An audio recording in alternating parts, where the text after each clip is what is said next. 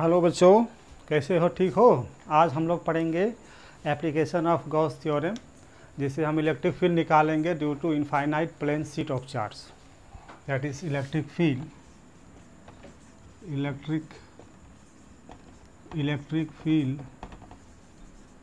Due to infinite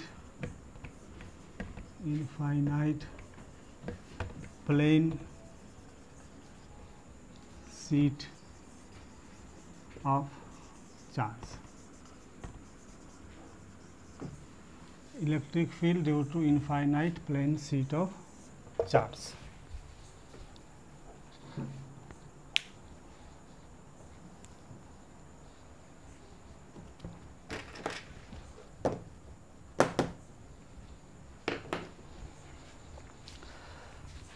Electric field due to infinite plane sheet of charge, मतलब that is infinite charge plane sheet, charge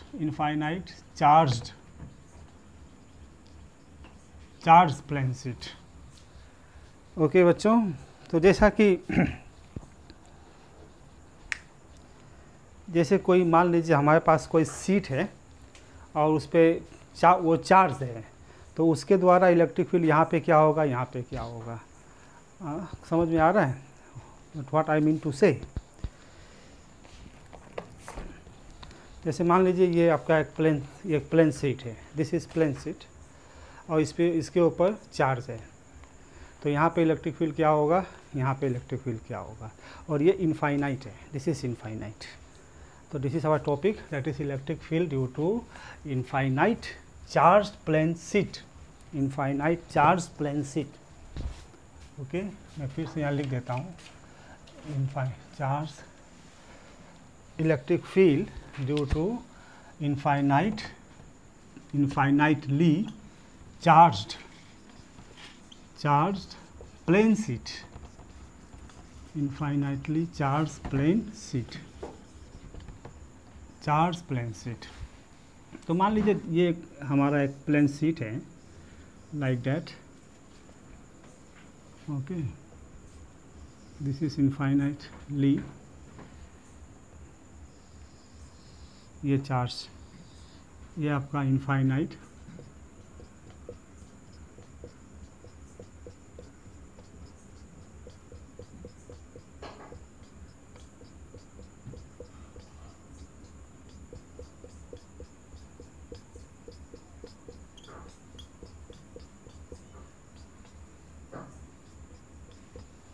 this is your charge plane sheet. तो ये infinite है, हमको यहाँ पे electric field निकालना है, यहाँ पे इलेक्ट्रिक फील्ड निकालना है। तो हम क्या करेंगे, एक सिलेंडर इमेजिन करेंगे, लाइक दैट।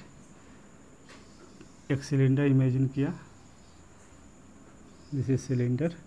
यहाँ पे पॉइंट P है, यहाँ पे हमको इलेक्ट्रिक फील्ड निकालना है। इसकी डिस्टेंस जो है डेट इज R है, यहाँ से भी इसकी डिस्टेंस R है। ये पॉइंट P डैश मान लेते हैं, ये पॉइंट क्या है, P डैश। इसकी क्रॉस सेक्शन एरिया क्या है, A है, A।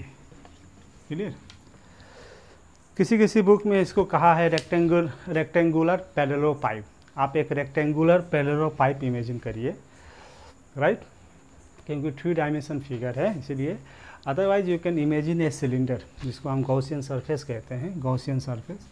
एक शीट पास हो रहा है, दैट इज योर ये प्लेन शीट है infinite.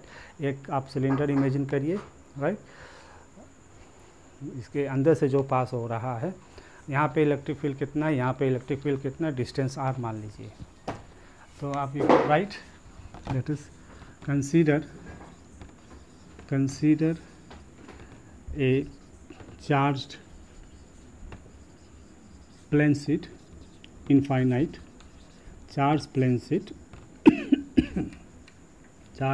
sheet of surface density sigma, of surface density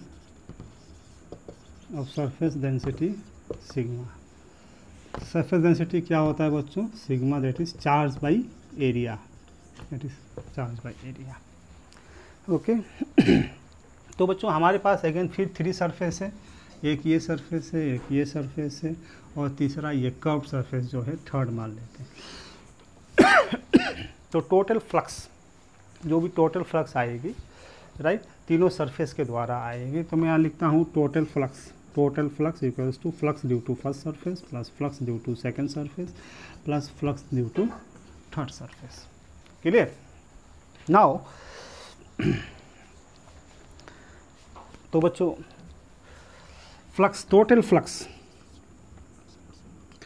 first surface that is close integration EDS, आपको पता ही चल गया होगा, plus close integration second surface EDS plus third surface close integration EDS। तो electric field, क्योंकि ये प्लस है अवे फ्रॉम द चार्ज, यहाँ इलेक्ट्रिक फील्ड, यहाँ भी अवे फ्रॉम द चार्ज, ये इलेक्ट्रिक फील्ड हो जाएगा, this is electric field. Clear? And यहाँ अगर हम कोई स्मॉल एरिया कंसीडर करें, एरिया एलिमेंट, तो ये आपका एरिया वेक्टर हो जाएगा और इलेक्ट्रिक फील्ड भी ऐसा होगा।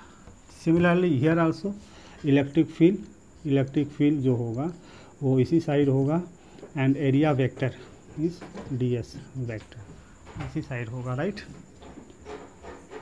इसी साइड होगा, आउटवर्ड और normal.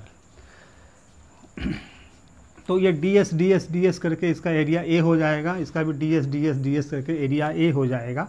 And angle is your 0, तो cos 0 इज़ 1, मैं डायरेक्ट लिख देता हूँ EA plus EA plus.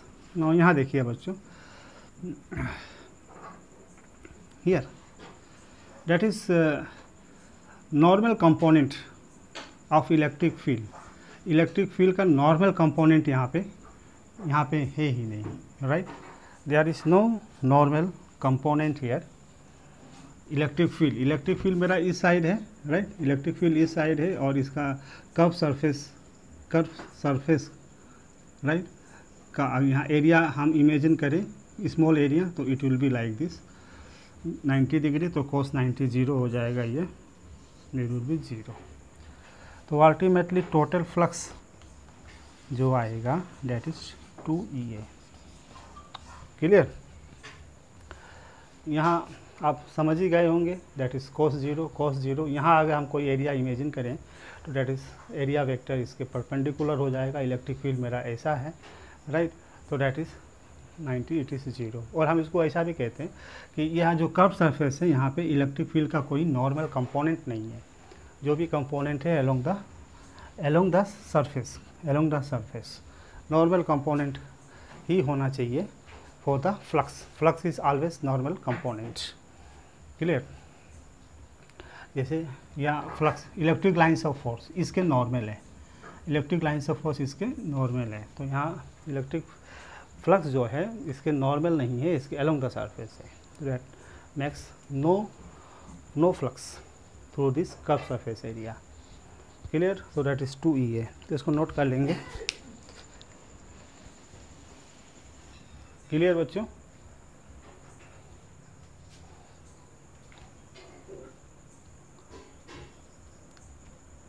Clear? Lines of force, देखो बच्चों, लाइन्स ऑफ फोर्स इस सरफेस को ध्यान से देखिए, तो लाइन्स ऑफ फोर्स इसके परपेंडिकुलर है, राइट, तो देयर इज ए फ्लक्स। यहाँ भी लाइन्स ऑफ फोर्स इसके परपेंडिकुलर है, इस एरिया, इस सरफेस, तो there is a flux. Now जब हम कर्व सरफेस को देखते हैं तो लाइन्स ऑफ फोर्स इसके परपेंडिकुलर नहीं है, राइट, नॉर्मल नहीं है, लाइन्स ऑफ फोर्स इसके पैरेलल है, तो यहाँ से कोई फ्लक्स पास नहीं होगी इस कर्व सरफेस एरिया से। I think this point is clear. ये आपका प्लेन शीट था, ये मेरा गॉसियन सरफेस था, राइट। यहाँ जो लाइन्स ऑफ फोर्स है इस एरिया के परपेंडिकुलर है, यहाँ जो लाइन्स ऑफ फोर्स होगी इस एरिया के परपेंडिकुलर होगी, और यहाँ जो लाइन्स ऑफ फोर्स है इस सरफेस के पैरेलल होगी, इसके पैरेलल होगी। तो there is no lines of force crossing through this curve surface area of the cylinder. That is the concept here actually. तो from Gauss law total flux क्या होता है, मैं अब इसको मिटा रहा हूँ।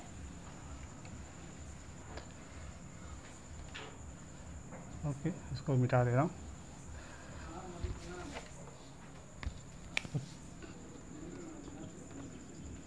From Gauss law total flux Q by epsilon not ये होता है। और टोटल फ्लक्स हमने क्या देखा 2EA देखा, Q by epsilon. And sigma total charge कैसे निकालेंगे, that is surface charge density equals to Q by A, therefore Q equals to sigma into A। ये हो गई total charge, we know that. तो therefore 2EA is equals to Q की जगह क्या लिखेंगे sigma A by epsilon naught. तो ये A कैंसिल हो गई, तो therefore electric field equals to sigma by 2 epsilon. This is very important formula, electric field due to infinite plane sheet of charge. तो इसमें इंपॉर्टेंट पॉइंट ये है कि जो इलेक्ट्रिक फील्ड है ये R पर डिपेंड नहीं कर रहा है, it does not depends on R। Clear, sigma by 2 epsilon naught. तो जैसे ये प्लेन शीट है, इसमें कोई भी चार्ज है प्लस या माइनस, तो यहाँ पे इलेक्ट्रिक फील्ड क्या होगी सिग्मा बाई 2 एप्सिलॉन नॉट, यहाँ पे क्या होगी sigma by 2 epsilon not. Clear, अगर पॉजिटिव चार्ज है तो अवे होगी, निगेटिव है तो टुवार्ड्स होगी। क्लियर ना। ना इसका एप्लीकेशन बहुत इंपॉर्टेंट है बच्चों, let us see its application.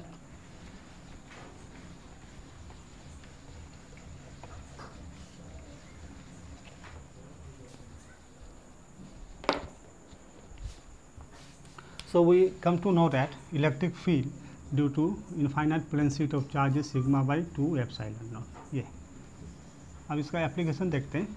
मान लीजिए ये प्लेन शीट है, ये भी प्लेन शीट है, ये प्लस चार्ज है, these are all are plus charge, all are plus charge. ये रीजन 1 है, ये रीजन 2 है, ये रीजन 3 है। What is the electric field in the first region. तो बच्चों इसके द्वारा यहाँ पे जो इलेक्ट्रिक फील्ड होगी that is sigma by 2 epsilon naught, और इसकी डायरेक्शन ऐसी होगी, राइट। और इसके द्वारा यहाँ पे जो इलेक्ट्रिक फील्ड होगी वो भी इसकी डायरेक्शन ऐसी होगी, तो सिग्मा बाई 2 एप्सिलॉन नॉट। तो नेट इलेक्ट्रिक फील्ड यहाँ पे हो जाएगी 0। क्लियर। इसी तरह से यहाँ पे देखेंगे तो यहाँ पे इस इलेक्ट्रिक फील्ड इसके द्वारा होगी सिग्मा बाई 2 एप्सिलॉन नॉट, और इसके द्वारा होगी दैट इज़ प्लस हो जाएगी सिग्मा बाई 2 एप्सिलॉन नॉट। तो ये हो जाएगी सिग्मा बाई एप्सिलॉन नॉट, और यहाँ भी इलेक्ट्रिक फील्ड क्या होगी सिग्मा बाई एप्सिलॉन नॉट। तो अगर दो प्लेट सेम चार्ज है तो बीच में इलेक्ट्रिक फील्ड 0 है, तो ये कोई मेरा यूज़फुल सिस्टम नहीं है, this is not a useful system. इसी तरह अगर माइनस चार्ज होगा तभी भी सेम कंडीशन आएगी, यहाँ पे इलेक्ट्रिक फील्ड 0 हो जाएगा, यहाँ electric field sigma by epsilon not, यहाँ पे electric field sigma by epsilon naught. तो दिस इज़ यूजलेस सिस्टम।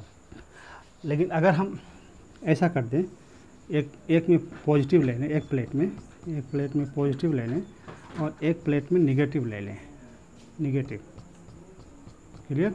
अब यहाँ पे इलेक्ट्रिक फील्ड देखिए, यहाँ पे जो इलेक्ट्रिक फील्ड होगी इसके द्वारा it is towards the plate होगी, that is sigma by 2 epsilon naught, और यहाँ पे जो इलेक्ट्रिक इसके द्वारा होगी ये भी अवे होगी, that is sigma by 2 epsilon naught. तो टोटल इलेक्ट्रिक फील्ड हो जाएगी that is sigma by epsilon not. Clear. और यहाँ देखेंगे इलेक्ट्रिक, ये टोटल इलेक्ट्रिक फील्ड है, यहाँ पे रखे पॉइंट ले हम, तो इसके द्वारा इलेक्ट्रिक फील्ड हो जाएगी सिग्मा बाई 2 एप्सिलॉन नॉट, और इसके द्वारा that is towards the charge होगी, R पर डिपेंड करता ही नहीं है, तो इट इज़ अपोजिट, इसकी डायरेक्शन ऐसी होगी और इसकी डायरेक्शन होगी इस तरह से, तो माइनस हो जाएगी सिग्मा बाई 2 एप्सिलॉन नॉट। तो यहाँ पे इलेक्ट्रिक फील्ड हो जाएगी मेरी 0, इसी तरह से यहाँ भी हो जाएगी 0। तो ये जो सिस्टम है जिसमें बीच में आपने इलेक्ट्रिक फील्ड देखा सिग्मा बाई एप्सिलॉन नॉट, इसको कहते हैं कैपेसिटर और कंडेंसर